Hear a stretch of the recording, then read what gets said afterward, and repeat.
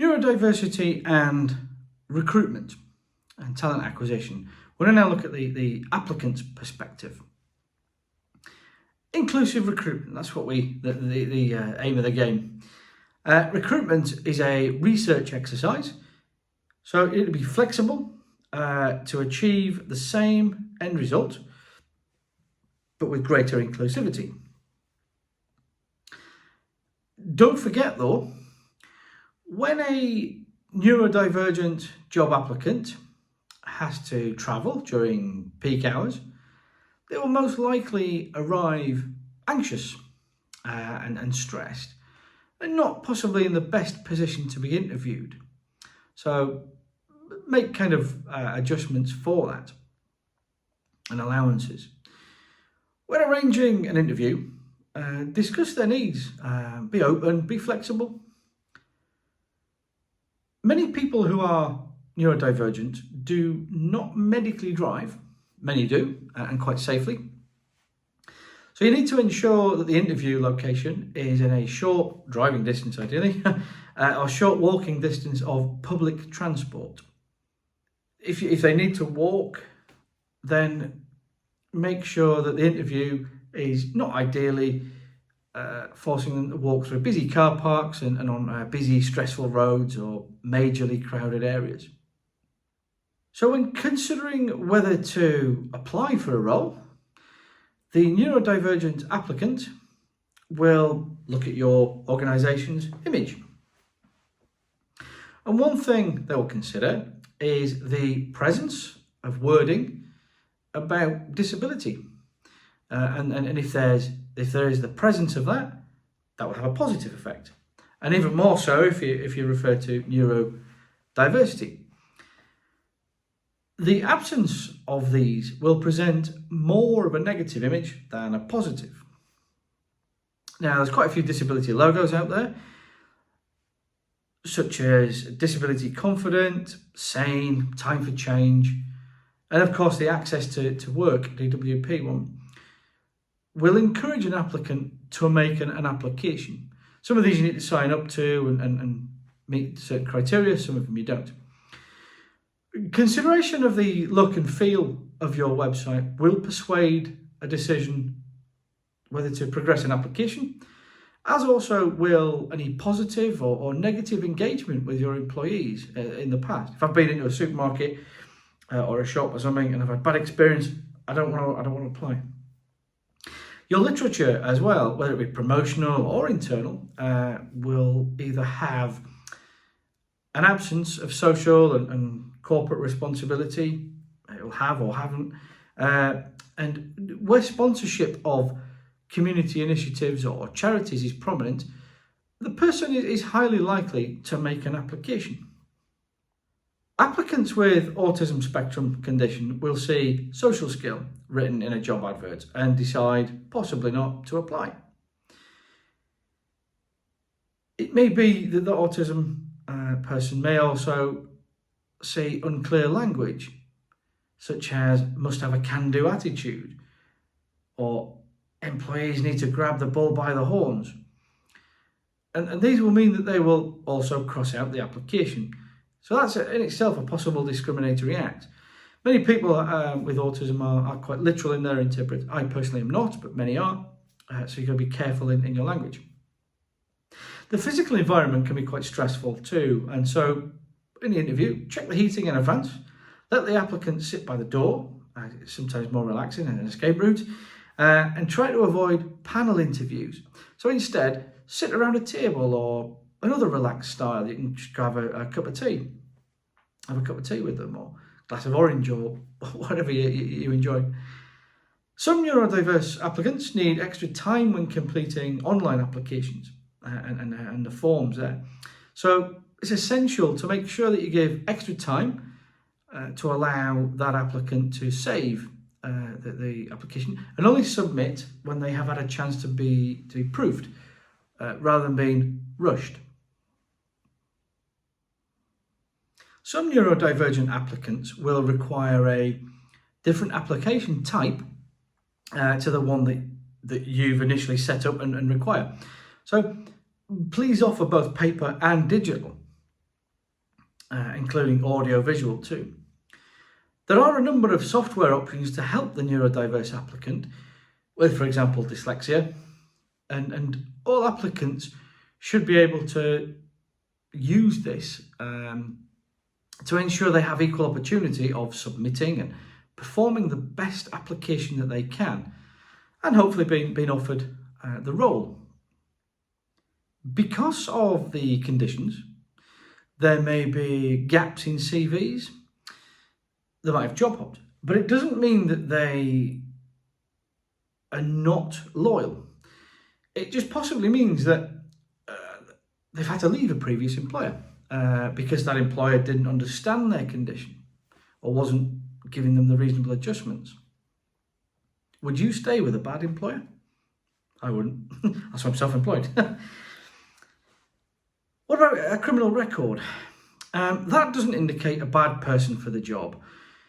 And where a person, for example, has been arrested for very minor offences without elements of dishonesty, this could indicate a person who is neurodiverse and was not possibly being treated fairly by the police.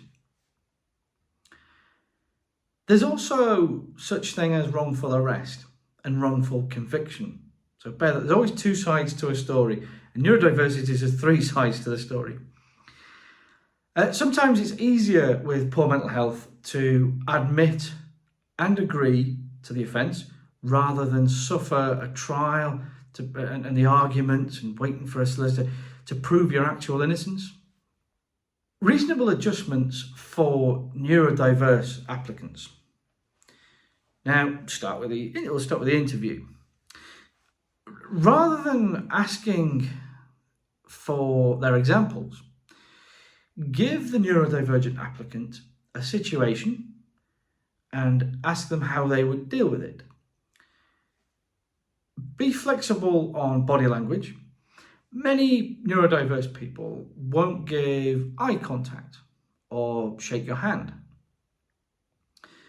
but they may be the best candidate for that role. So you might be missing out on somebody, but if you think, I didn't give me eye contact or gave too much eye contact, you might put them in a negative pile. Forget that. Be flexible. The size of a panel and where they sit is key.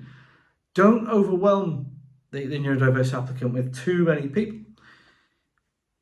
When you sit behind the desk, it's very formal. Whereas if you sit around a table, and even without a table, it's less so. So, sit on a couple of sofas and have a conversation rather than an interview. So, communication throughout the process is an area of consideration. Avoid using abbreviations and acronyms. Be aware of the autism spectrum and the literal interpretation. So make sure you ask, not in a literal way, and obviously language has a nuance, and you just have to be aware of that. So processes and expectations you have to look at as well. When applying for a role, it is very stressful for those who are neurodiverse anyway. And when people with, for example, on the autism spectrum, have sudden and short notice changes, it becomes even stressful, more than usual. So let applicants know throughout the process what is expected of them. Rather than telling a person in written or spoken language about the dress code, why not send out a sheet of professionally printed photographs with acceptable styles of dress? Because I find that very, what is smart casual? I don't know. Also put in there what's unacceptable for clarity too. Now, hopefully the neurodiverse candidates have been successful. So what happens at inductions? After the initial induction, provide a number of refreshers to help with inclusion. The ADHD brain, for example, switches off after 20 minutes. So break up the session and also have refresher sessions and summary points throughout.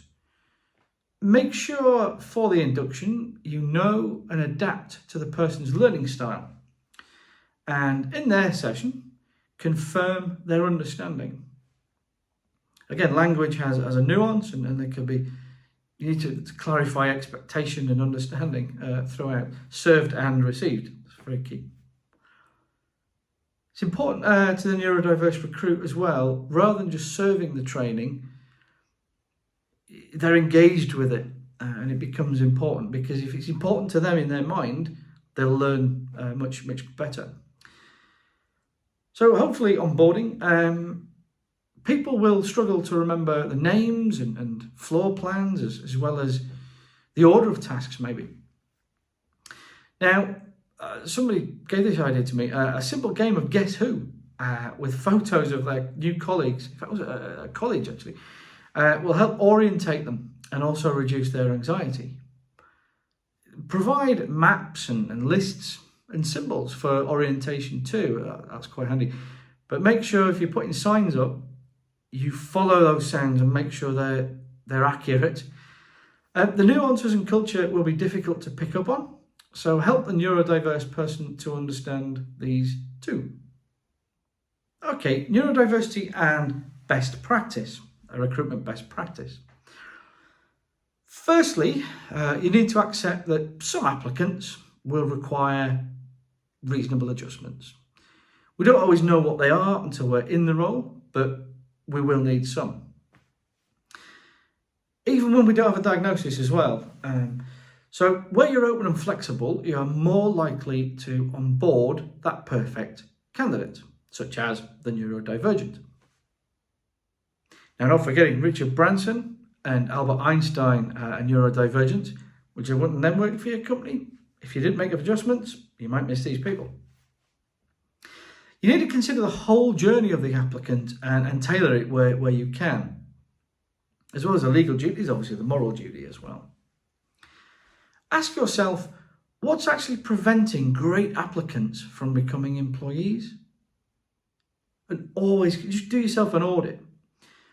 Language within your job descriptions needs to be worded very carefully, but not so neutral that it puts people off. Not a neurodiverse example, but in order to encourage more females into engineering, there was a job advert written where the masculine terms were removed in favour of feminine qualities being added. And the result was more females applied for that role than males. So that was the positive discrimination, and it worked. When the female terms were actually then removed, the job advert became then gender neutral, and they put that advert back up in a gender neutral sense. And there was very few people applied because it attracted neither male or female. Now, the word social is a word that will prevent a neurodivergent person from applying for various reasons. So ensure you remove this and other unnecessary words from job descriptions. Neurodiverse people are very amiable. We have our neurodiversity social skills, but we're very amiable and we're okay. The word social is not necessary in most, if not all, adverts. Now, depending on the actual neurodiverse condition, an applicant may struggle with your chosen application method. So by accepting alternatives, such as a letter, a CV, something online, you'll achieve your result. So as long as you're getting your end result, it doesn't matter what the input is. Accept alternative methods because it's all research at the end of the day. It is the result that's important, not the method of acquiring it. Makes it easier for the recruiter to compare, but have a different process in it's very easy to find as the most suitable applicant. You just have to do a little bit of work. Now, some organisations offer work placements for neurodiverse applicants. One such example is Leeds City Council. They find it's a really great way of finding the best candidates who would otherwise miss out. And it's a very inclusive process in that regard. If you're using personality and aptitude tests, you need to be really mindful be really mindful rather of distorted results because of that initial test group were all neurotypicals. And it throws out the results for the neurodiverse. There's still a useful tool to be able to calibrate where somebody is and their training and needs going forward. It's really important though that an applicant discloses a condition, but to do so as an organisation you need to be open and encouraging of that. If you just speak to applicants rather than being remote via letter or email, they will then feel more engaged and included, and so more likely to disclose. It's key to advertise your reasonable adjustment policy throughout the process, but don't be dry with it. A good example is if you use the phrase, if we don't know you need adjustments, then we may not be helping you in the right way. Please tell us about your needs and we'll do our best to help you. That sounds lovely and warm. Rather than, we've got a reasonable adjustment policy, tell us about any conditions you've got. It's a list, what are you going to do with it? But that way it's a little bit warm. Now, don't get a lawyer to write it, only approve it. I'm speaking as a law student. If you're a nice, warm, inclusive person, then have confidence in your own writing. Now, one thing to remember is never use such as the STAR interview technique, because what you're doing there is treating the interview as a memory test. So instead, ask for a solution to a given example, and you'll find the best answers from a neurodiverse applicant. People on say ADHD, and we've got great long-term memories, but we struggle sometimes with our short-term memory and being able to think with off-the-cuff questions, even though we've got a high level of intelligence. So don't treat it like a memory test. Ask us give us a problem, we'll give you a solution. And have just a conversation again. It'll provide better results rather than having an interrogation if we have a conversation. Again, be aware that gaps in the CV may be the result of a neurodiverse condition. So look for the positives rather than the negatives. Firstly, at least they've always been working. And plus, they have had every single day coped with challenges and difficult situations. And so this coping mechanism and difficulty overcoming, this strategy for overcoming difficulties is an absolute positive they're bringing to the table. Now, communication should be in the format that the neurodiverse applicant needs. And you'll find this just by talking to them. Just again, talk to them. Don't be shy of talking to them. The Equality Act says you can, because what you're doing is you're helping them move forward. You're not saying, you've got a disability? No, thanks. What you're doing is trying to engage with them so you can get the best from them. Now, don't forget that a gap in a CV, I think I previously mentioned this on other videos, it can be seen as a positive thing. At least they're being honest. If you see a gap in a CV, they're not hiding anything. They're being honest about it. And actually, that honesty will shine through. And people with neurodiverse conditions very rarely lie. We're very honest people. And so it might be because of a previous employer that they've had to leave. People don't understand their conditions. The employment rate for people with neurodiverse conditions is between, depending who you speak to, it's between 10 and 20%. For people with epilepsy, which a lot of people, neurodiverse people have, including myself, is 37% of that group are employed. If you don't have any disability, it's 80%. And if you have a heart condition or a physical condition, you might have it might be in a wheelchair, you might have an amputee. It's like 67 or 63%. So we're we struggle to find work and stay in work because our brains work in a very significant way. It's really key, obviously, to ascertain a person's skills and character, not the gaps. We're very keen, and we want to get on in life, and we want to do well. But sometimes we just need people to see things in a slightly different way, like we do, and we'll work well together.